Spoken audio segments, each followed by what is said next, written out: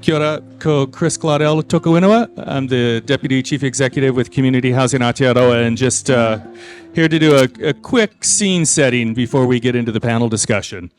And it was great to have Minister Bishop remind us of the challenges in front of us, and that the government does take this as a moral issue. But also, it's important to see what we've done, and as mentioned, Community Housing Aotearoa is now at 20 years. Many of you in this room, your organizations go back much longer, and it's good to reflect on where we've been and where we've gone, and how much we've grown and how much we've developed. And I've taken a look back at some of the studies and where was the sector broadly. And in 2007, the Centre for Housing Research Aotearoa, New Zealand, did a survey. It had about a 30% response rate, and they came up with an estimate of between 3,400 and 67 homes in the non-governmental sector, or the third sector. In 2014, under the last national government, when the idea of the income-related rent was created and extending that to community housing providers, the registered community housing provider became a thing, as opposed to all of the other organizations that are providing community housing and those that are now regulated. And Community Housing Aotearoa engaged the Center for Research and K. Saville Smith's group, CRESA, and they had about 66 response rate from organizations that were affiliated with Community Housing Aotearoa, and about a 30% response rate from others, and they documented 4,000 homes in the sector. And then they also looked at local authorities, and at that point, a 98% response rate, 13,400 homes. And at 2014, Housing New Zealand, now Kaingora, had about 65,000 homes. So, all up around 70,000 or so at that point in time in the non-governmental, and then adding on the local authorities, over 90,000. And where are we now? So these are figures off the HUD housing dashboard, and also some data that Kaingamaha kindly shared with us, information that they're doing some research on community housing provision and received information from the regulatory authorities. So housing dashboard showing 13,500 IRR homes, another 6,400 homes in transitional housing. Now we understand that number will be going down from announcements to a new baseline of about 5,500. There are nearly 5,000 affordable rentals that are across organizations that are registered CHPs, another 455 market rentals and 424 active assisted home ownership, progressive home ownership. Excluded from these numbers are all of the homes that have been funded and developed and are being built through programs such as Whai Kainga Whai Oranga, Maori organizations across the Motu delivering many, many new homes. It doesn't include the completed progressive home ownership homes where households have successfully become full ownership on their own, or organizations that are providing those tenures that aren't registered. So more work needs to be done. We need more clarity around this. We'll continue to try and identify those homes to really show what the sector is doing.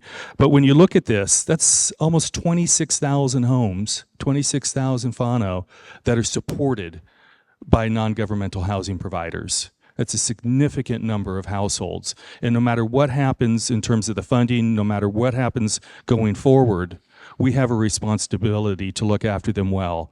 And I think the workshops that we've got planned over the next 2 days are that opportunity to grow together, to learn, to build on our strengths, to do things better. But for those registered community housing providers, 13,700 homes, where do they come from? Well, 948 are leased from Kaingora, about 7%. 1,140 were purchased from Kaingora. That's the Tauranga transaction. 2,600 are new builds, and 9,000 are redirects. And so those are homes that existed prior to becoming a social home, so they weren't newly built. And there are good reasons for that. There are good reasons why councils have set up CHPs and redirected some of that stock. But we need to build more. as a sector, we've only contributed 20% of the total homes funded through the generous IRR subsidy through new supply. And there are many reasons for that. But we need to look at how do we leverage, how do we do more, how do we work together better to flip those numbers around. There will always be a role for redirects in different programs in different areas, but we need the new supply. I agree with the minister on that. This isn't a problem that we can solve by redirecting homes between organizations and entity types. And then just looking at that over time. And so at our peak, the number of new builds in the dark blue was 656 by registered providers in 2021. And so if we've got 1,500 now to be built over 2 years, it's going to require us to do more than we've ever done in a period of time. And so we can only do that by working together. You see the leases, the transfers, but the redirects, especially in that early period between 2014 and 2016, that was government policy.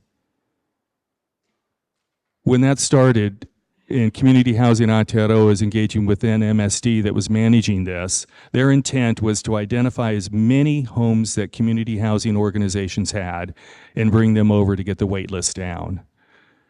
And I'd say, with the benefit of hindsight and where we are 10 years later, I would have rather had 3,500 new builds come in. And this is looking at the IRR spend. Again, information passed along by Kayangamaha that I greatly appreciated.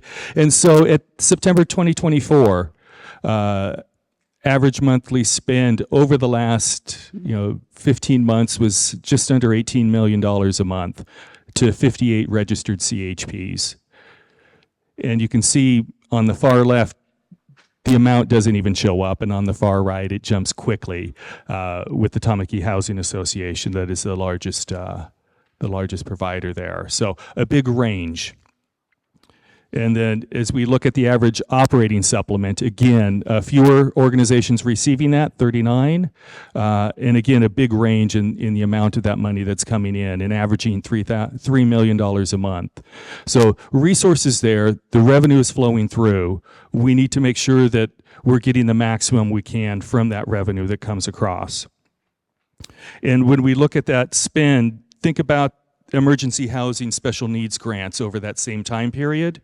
So combined between the IRR and the OS, over $20 million a month.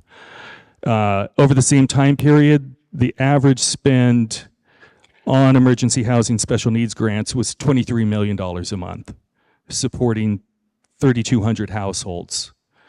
At the end of October, so the most recent month, it's down under $8 million, supporting 1,182 households. And so we've really, seen that cap coming down. The government is pleased with it, but what we hear from members is that many of those whānau are now in precarious housing situations. And so we've really got to see, what are these impacts? Are we actually saving, or are we just creating different issues that need to be addressed? And then just for ourselves as a peak body, this is where we have been over the past 20 years in our funding.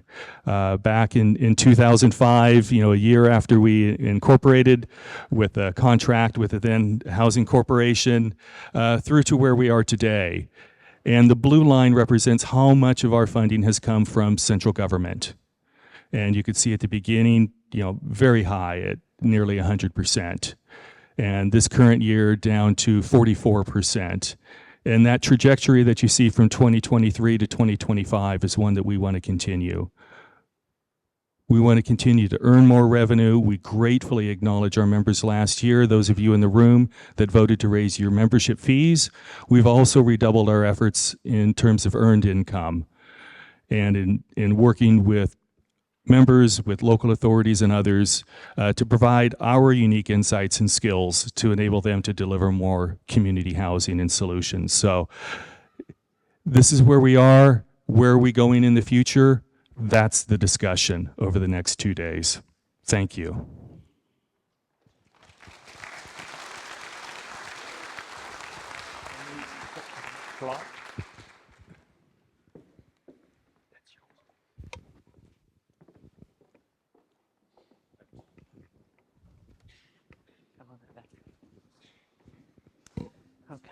Yeah, great.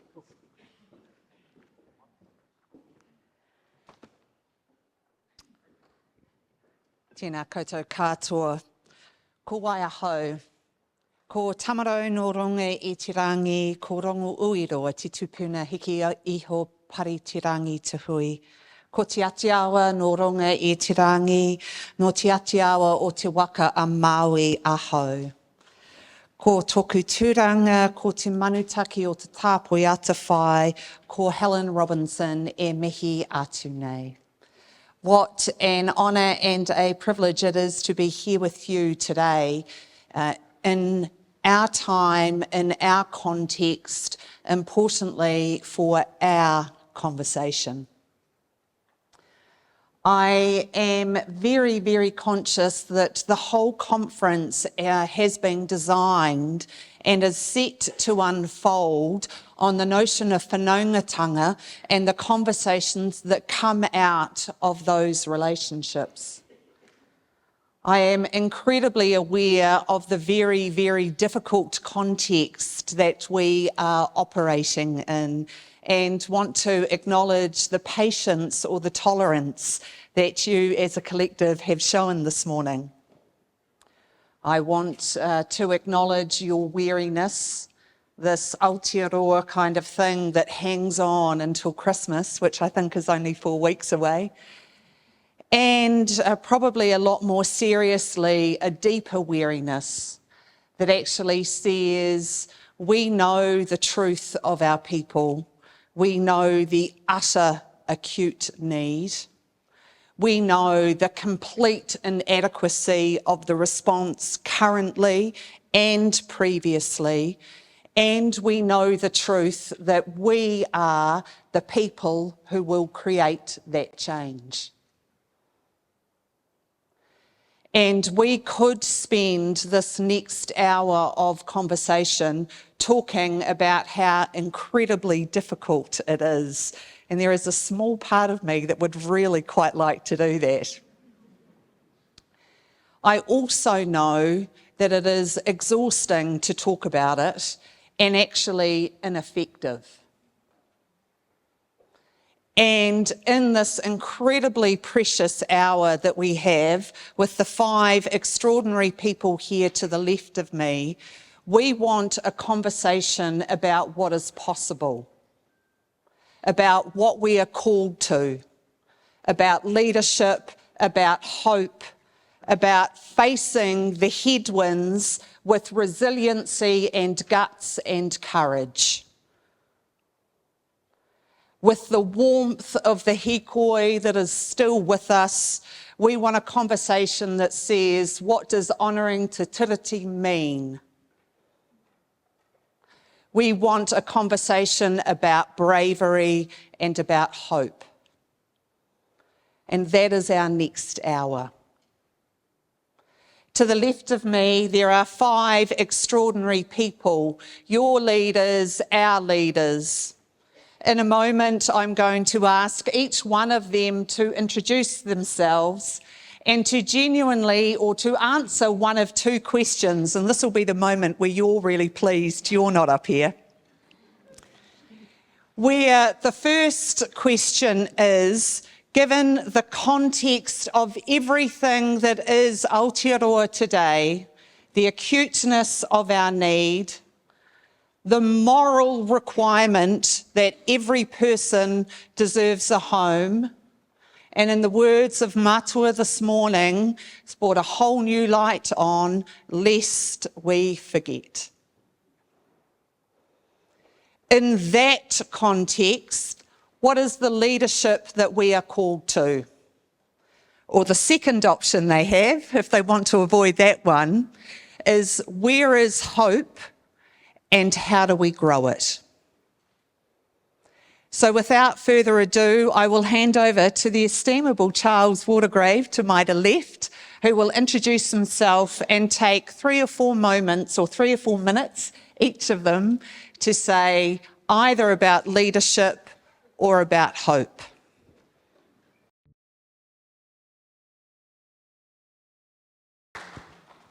Tēnā koutou e hiuhiu mai nei I tēnei rā. Nā mihi kia koe, Helen, mō tō mahi, tō manaakitanga, tō awhi. Ko mai au, ko Jill Hawkey, tāka me ngoa. I'm the director of the Christchurch Methodist Mission. We are a very badly named organisation because we work both in Canterbury across Marlborough, Nelson and the West Coast. We're basically a social service organisation and a community housing provider, and provide a whole range of services like many of you do, as well as build new social housing, hence my question to the Minister, which I thought was nonsense. But anyway, the question wasn't, the answer was.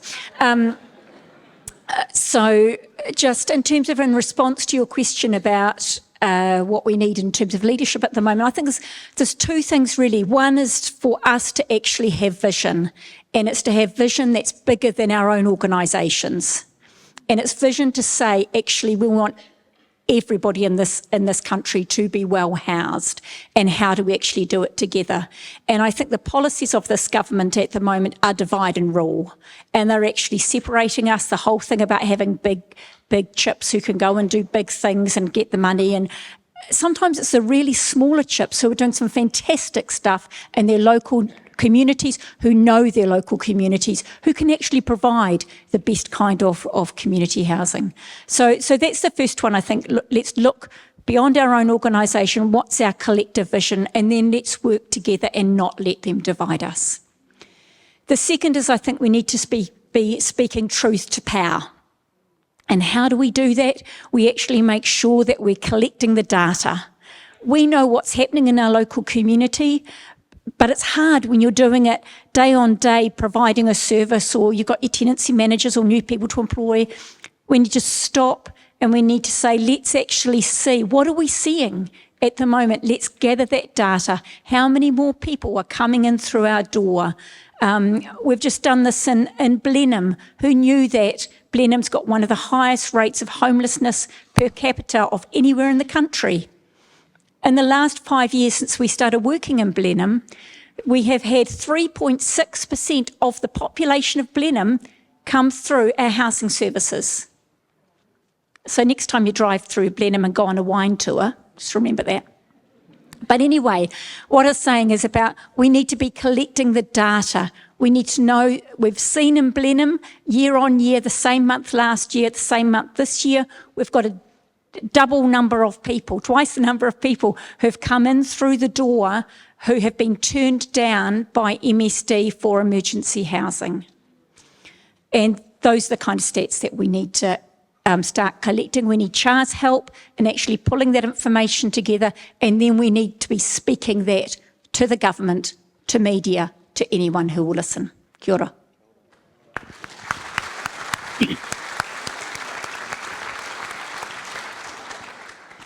Kia ora koutou, mai Hinton tōku ingoa. I'm not sure why I'm here.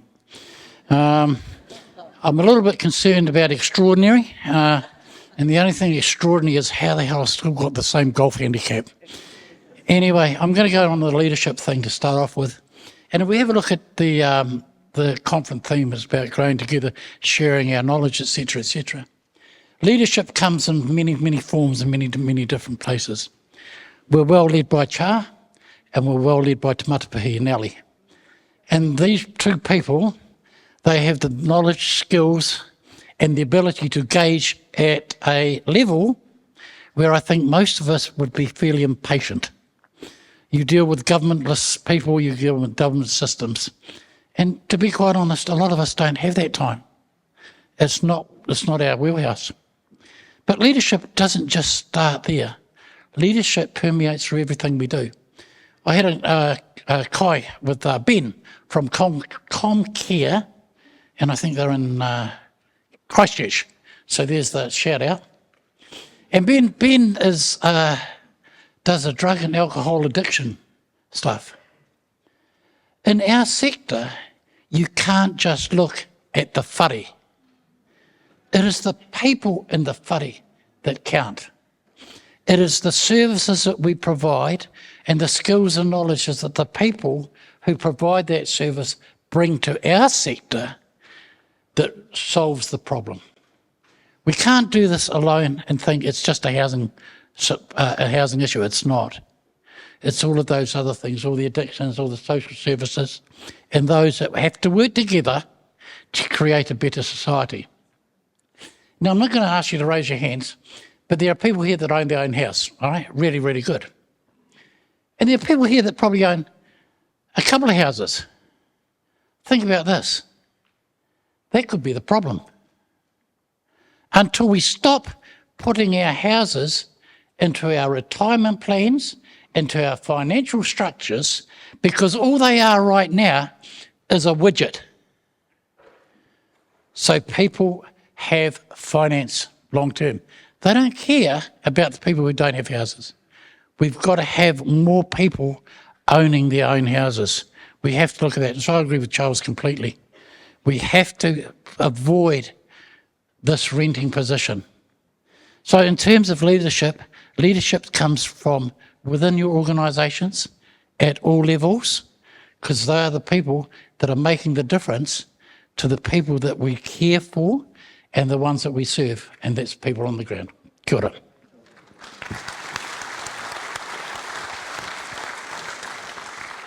I'm going to go with the hope.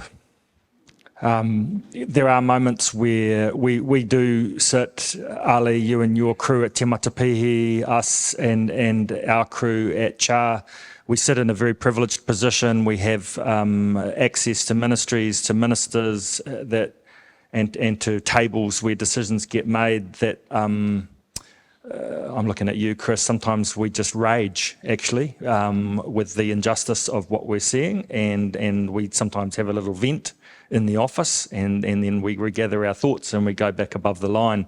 And so the hope theme for me is the green shoots and the little pockets of the future that are here, and it's you. And because I get the opportunity to travel around and visit amazing organisations doing extraordinarily innovative things, that's a real privilege, because those are the green shoots of the future. And I see you all as a flotilla of waka sailing towards that better future, because you all know where that is. And sure, there's some disturbed water at the moment, and we're just going to need to keep pushing through and paddling through. But those green shoots of hope are what keep us going. And we're very, very open. I'm going to try as much as possible, as is the team, to be available. If there are things that you, and what I'm hearing here, there are definite things that you're wanting us to lean on and push into. I haven't been to a hui where this question, Mike and Charles, of mana motuhake expressed through ownership, where that has not been the most desired outcome. I don't meet too many communities who aspire to be tenants of social housing. That's not a goal or a vision they hold for them or their children. And a really wise, close friend said that as we do the work that we do, we need to hold our children in our hands as we're thinking about the decisions that we're making and the things that we're working on. And let's face it, this neoliberal situation, which we still seem to be sipping at, particularly down in Wellington, the arc of history is against this. The green shoots of a better future are here in the work that you are doing. And we just got to back ourselves and keep paddling as a flotilla, because the things will change. Things are changing already. We saw that particularly with the whole team participating in the hikoi down in Wellington. The amount of children and babies and families that were in the midst of that crowd, and the real genuine vibe of optimism and hope for a better future, that's what fuels us. And so if there's things that you want us to be representing in terms of your interests, that's why we are here. So no mai, haere mai, and keep going. Kia ora.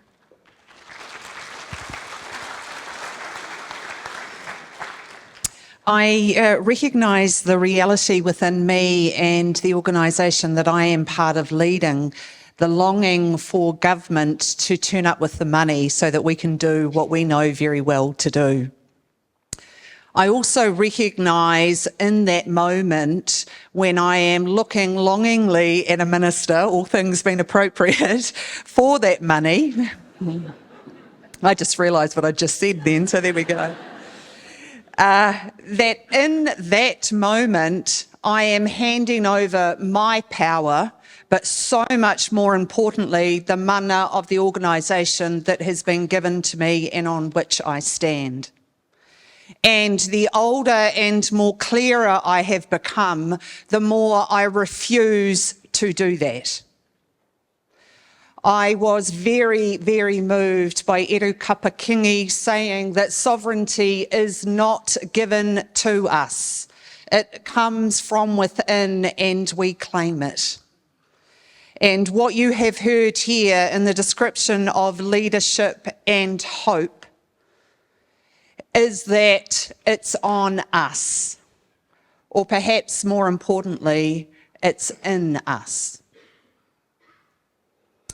So in acknowledging that truth, the next question that I would like to ask is, what does honouring Te Tiriti mean for the chip sector now, today?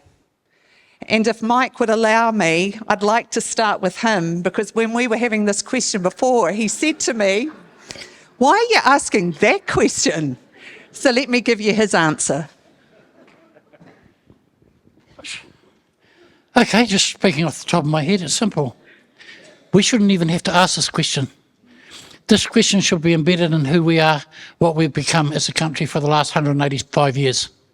It's how we are, it's what we are. You should never have to ask that. Each of the organisations that you work for, ourselves, we would have a set of standards, a set of values, etc., etc. Te Tiriti is embedded in those values. Manaakitanga, whanaungatanga, all of those things. All of that should be second nature. Having this discussion, I find repugnant, because it actually says, what have we done for the last 185 years? So from my point of view, I wouldn't have the conversation. Jackie, do you want to follow up? I was going to say next question. Yeah. We can do next question if you want. It's your call. Yeah, I think it's a really clear point in time, and I think it's really reflected as a movement for us as Aotearoa and where we're at. So I agree. But I also know that there are organisations where this is really new, of course, and hopefully in some tuakana model, you might be able to support lots of the teina who are trying to, reshape some of the organisations here. I think this conversation could go so many different ways. And firstly, I'm not even a chip, I just walk alongside lots of the organisations that are here, and specifically those working in rangatahi homelessness. So that's really reflective of that. But where I think some of the things that we can support is really basic, like understanding Te Tiriti, the history, the basics, the 101. Now we've got lots of TikToks and lots of information that is available for us. So I think even outside an organisational level, by educating both ourselves and our whānau, it's a great place to start. So I think it's really positive, and hopefully it becomes more of the norm, I think, of our conversations, and even more so in a policy context, which is obviously really topical. So I think lots of yarns that we can have over kaputi and kai is a great way, even just in this whare as well. So I won't dwell too much after Koro Mike, so we'll pass that one on. Kia ora. Charles. I just handed in yesterday a second draft of a commission project with the Waitangi Tribunal Unit on social housing in Māori 1991 to 2021. And in that, myself and a colleague, Josh Reid, have had to go through a lot of archival documents and really look at the whole development of social housing and CHIPS, through 2012, 2014, when 2014 when the IRRS came across, and so on. So there's two things I want to say. One I'll say a bit later, but with regard to the treaty, I think one of the things, there is huge goodwill towards the treaty amongst people in this room, but there are figures that stack against it. That's really hard for people to deal with, but we really have to face it. There are around 50% of, in terms of the housing register, and it's been said already at this conference, about 50% are Māori on that. Consistently, State House placings have been in recent years between 36 and 38% for Māori. So how come that happens? When it comes to CHIPS itself, in terms of the tenancies, in 2017, only 1.4% of the placements, the IRRS placements, went to Māori, which is and remember, this is the main way government's financialising CHIPS.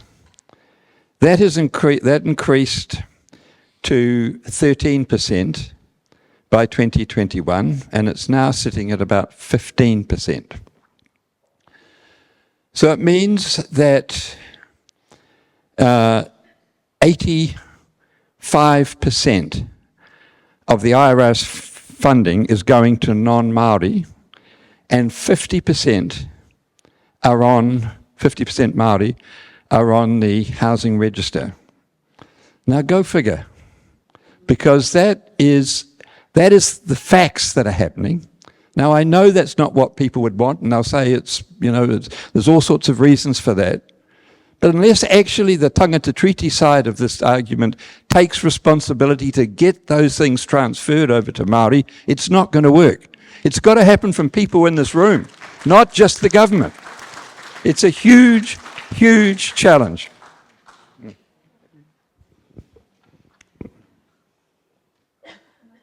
Of course you can, Jackie. Okay, since you started, I would just quickly, because I think it's important, and I just want to raise this because of the last conference we had in May 2023 and the rapid changes in regards since the Waitangi Tribunal report around homelessness. Since then, yes, the state recognised rangatahi homelessness was a breach. This year in budget 2024, they cut $20 million from rangatahi youth transitional housing after recognising that it was a breach of te tiriti. Now that's really blank because we have a role and responsibility for those who are working with rangatahi and tamariki. What are we going to do ensuring that, of course, we are supporting them on as much as we can, but actually what is the role of the organisations here in holding the Crown to account? Because we cannot continue to see consistent breaches that aren't just this one. This is one issue that, of course, Charles has signalled to already. But I want to raise this awareness because if we are talking about a generation, we need to think about what we're doing within the mahi that we're facilitating today. So I really wanted to challenge the minister's conversation around challenging a generation because we will be a generation of renters. So I think I would just encourage people to be conscious of this social housing rhetoric and think about how we're supporting whānau to ensure that they are able to, think about tino rangatiratanga and what kainga means to them. So that really just charged me up. Thank you, Charles. Jill? I'm a bit reluctant to go after that. But you talk about holding the government to account, and I think as mainstream organisation, it's also about holding ourselves to account in what we do. And one of the things that we have been doing at the Methodist Mission is recognise actually housing is on land, it's whenua based. And what is the story of that whenua? One of the requirements of the Methodist Church is that all organisations of the church have got to understand the whenua on which their houses or whatever are actually built.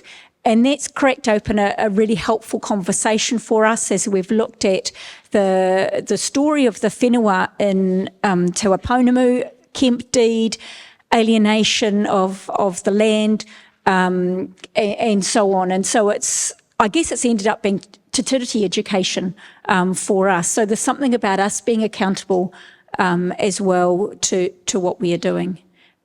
The only other thing I want to say is that yes, as an organisation, we can do te reo lessons and do te tiriti training and those other things, but some of what we do is actually providing space and walking alongside the people who we work with as they want to reconnect with whānau and hapu. And that's been particularly true of the people we work with at Housing First who may have been alienated. If I think of the man who came down from Gisborne to Otatahi Christchurch to go to prison 30 years ago, left his 2 small children behind there, was so ashamed when he left prison, he stayed in Otatahi, didn't go back home. Gets housed through Housing First after having been on the streets. This is a very condensed version. It gets housed through Housing First and then discovers that he has cancer and is dying. And the Housing First service actually supported him through Facebook to reconnect with whānau and to reconnect with hapu. And this happened through the middle of the COVID lockdowns. He actually, when it came time for him, he was in the last stages of his life, came time for him to die, he came into our aged care hospital and home to die, and he was surrounded by the Housing First key worker, the Wesley Care chaplain, and on the phone was his whānau from up north, and being with him through his final stages. And then after he passed, they came and collected him and took him home. And that's about us providing space for people to reconnect with their whakapapa. Kia ora. I hope someone's keeping time because I'm not. Oh, thank you. Kia ora. I just want to encourage everybody. You said at the last conference that you wanted to do more work with each other, to build relationships with each other, to work in communities of practice, to work together in communities of interest, and so. During the course of the next few days, there are 36 workshops in 6 different streams and in 6 different rooms. And I'd really encourage you, because there's a lot of you, and you might not all get into your first choice, but just think about maybe going into a space or a place or a conversation where you might not normally go, because there's a lot of potential that will really deeply enrich your experience of the conference, because we've created the space for you to step into, and it's now for you to do that. So I just wanted to sort of, that's the final bit of housekeeping before we break up. But on Te Tiriti, look, we're on a journey, Ali. It's a dance, and sometimes we need to get out of the way, and sometimes we need to come in behind, and sometimes you ask us to step forward and kei te pai, and that will always be the way that we work together, Te Matapihi and Cha. More broadly, our team's on a journey, and we're learning, and we are curious, and we're deeply interested, and we are committed to honouring the treaty through the work that we do, and that we have to recommit every day. When you look at the development of chips and you look at all the things that happened, it's really important to understand where it came from and where it's going. Because the architect of what happened last time was Bill English. You know, the development of the IRS going to chips. He was Minister of Finance, and he's very much behind what's going on. I mean, the so-called independent report, it was his report. The group of people that he led, and he's very much advising the government at the moment. Now, it's not to say that it's good or bad or anything. I mean, it's just we need to know who's doing what. Now,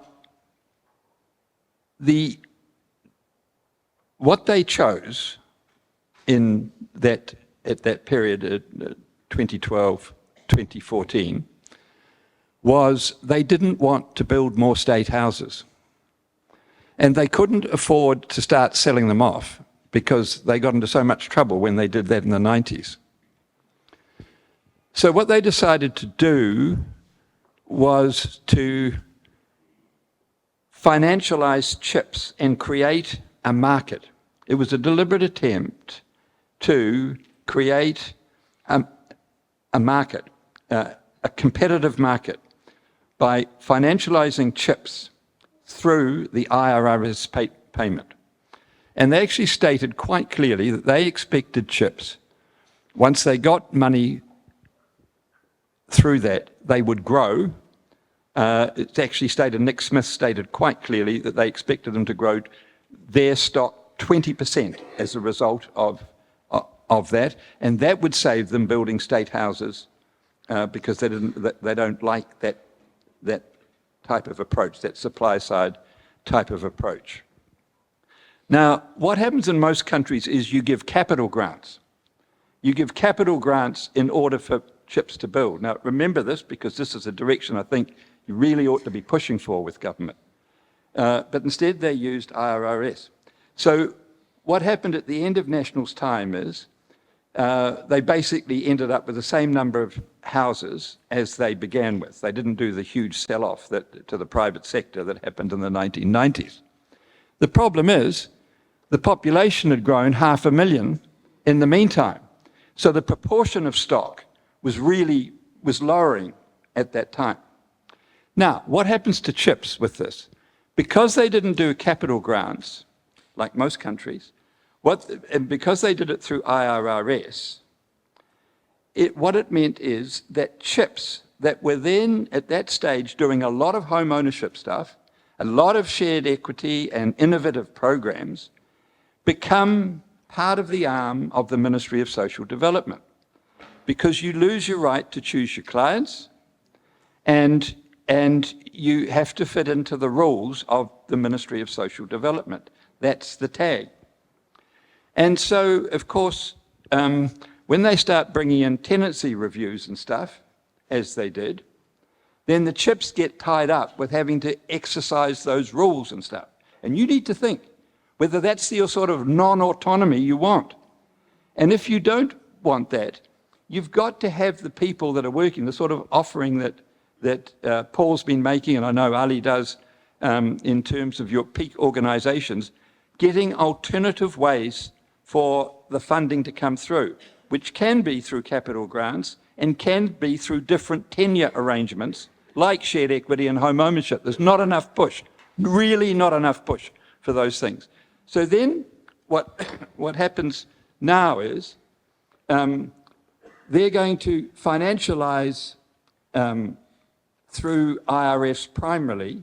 They're going to offer something more from what those announcements were this morning, which is good. You know, there's a bit of a supply side thing operating there because there's pressure on them. But that needs to be maximised, because what happens in the end is we're going to lose that huge innovative housing contribution that CHIPS made when they were developing way back in the previous millennia, in fact. Home ownership, all sorts of options, community things, range of people, not some middle income people, all of those things. If you've got some middle income strength in your portfolio, it helps you give more to the people at the bottom. You know, you don't have to gear it all there. You have become hugely dependent upon IRRS. Beware. That's all I can say. Beware. And get these people operating with government to address that and to have different streams coming through and work for it. And it might take, you know, some years to get. But that's the critical directional thing, I think.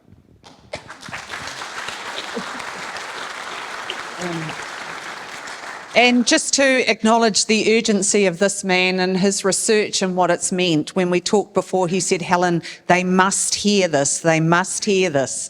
So he is here for a day or two, and you will probably know where to contact him. So if you want more information, please do so. So I'm just going to have to ask the rest of you, same question, either what do we need to avert or what do we want to celebrate? And you've got about a minute each. No, you're right. Easy peasy. I think one of the things that I'm grateful for and want to celebrate is this community. And I think I heard Whaiaroine yesterday talk about it as a fraternity. And I really love this because last year I brought one of the presidents of the Tertiary Māori Students Association here. No idea what community housing Aotearoa is, but she'd met somebody who had whare for rangatahi and was able to house somebody that week. So I think this being here makes a difference. So everyone make some new cousins, some new aunties, invite them for your next hakari, and I think really cherish this moment together. Kia ora.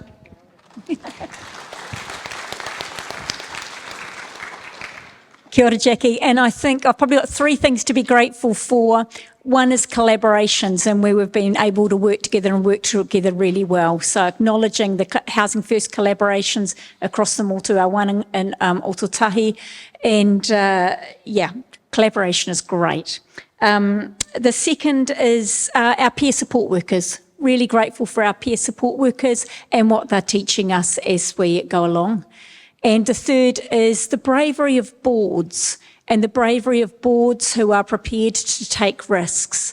And I'm sure that some of your boards, and it's certainly my board, who was prepared to house somebody, a woman who had been imprisoned for arson, that nobody else was actually prepared to house. And when we talked to the insurance company, they said, no, if she burns the house down, you're not insured. We talked with FENS, put some things in place. And what did our board say? Our board say, this woman needs housing. That's what's most important. We will house her. Kia ora.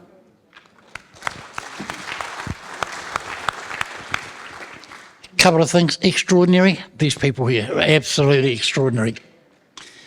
Things to avoid. We don't have to compete with each other. We need to get out of that mindset of competing with each other.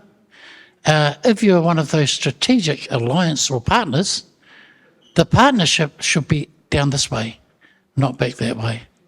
So don't compete, support everybody.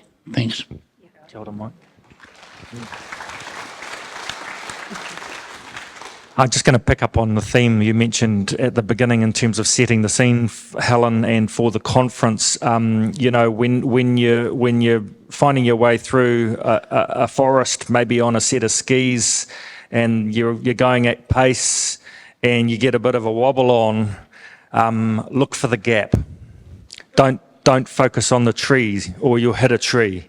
And so, there's quite a few trees around at the moment. I know the minister, was offering some new offerings here, but it is a tricky and disturbed environment within which you're all operating. Let's try and focus on the solutions. You've got them, and I'm just hugely grateful that you're all here. Keep going, kia kaha, and don't focus on the problems, focus on the solutions.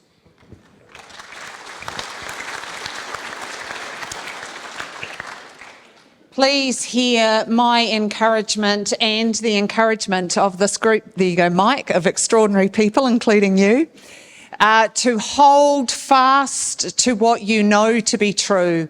Hold fast to who we are and that vision that every person in Aotearoa deserves a home and a home, actually. I would not be who I am or the role that I have if I did not acknowledge actually the news of the last couple of hours of the very sad and tragic passing of Nikki Kay this morning. Nikki died, I have only heard through the news myself, of cancer. Important that I acknowledge her. She was the local MP for this area and was part of the story for Auckland City Mission in ensuring our housing building home ground. She died too early. Moi mai rā I te rangatira. A sad and tragic note to end on today. May her spirit actually be with her, the one that fought for people, and particularly people who did not have what was their right. These are your leaders. This is our time and our people. Tēnā koutou katoa. Helen. We say grace for all the food that we're going to eat. We're just about to break for lunch. Charles is going to, he's a reverend as well, by the way. He's going to bless our kai for the rest of the conference, and then we're off for lunch and into the first workshop session. So, Charles. The rest of the conference? Shit. All the kai for the rest of the conference. Okay. I nai tātou.